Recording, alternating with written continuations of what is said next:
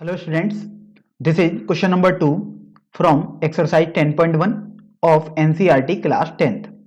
In this question, we are asked to fill the blanks. तो पहले में देखिए आपको बोला गया है a tangent to a circle intersect it in end points.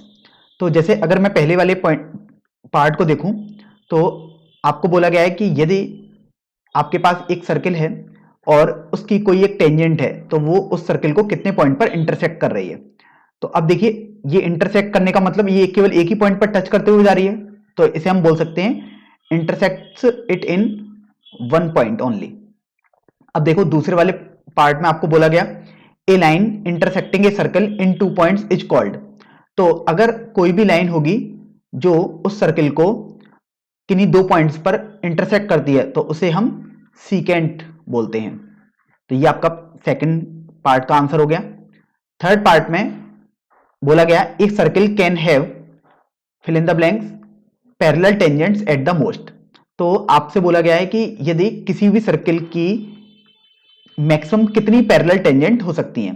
तो जैसे आप ये देखो कि अगर हमने एक सर्कल ये बनाया तो अगर हमें इस सर्कल की मैक्सिमम पैरेलल टेंजेंट चाहिए तो देखिए सबसे पहले तो हम एक टेंजेंट ये बना लेते हैं। अब इसके पैरेलल हमें एक और टेंजेंट बनानी है तो आप देखिए हमारे पास केवल एक ही टेंजेंट और हो सकती है जो गिवन टेंजेंट के पैरेलल हो। तो इसलिए a circle can have only 2 parallel tangents at the most. Now in fourth part we are given that the common point of a tangent to a circle and the circle is called। तो अब हमें किसी भी circle के common point को अर्थात उसके tangent और सर्कल के जिस पॉइंट पर वो टच कर रही है उसको बताना है and this point is called point of contact. So now we have filled all the parts.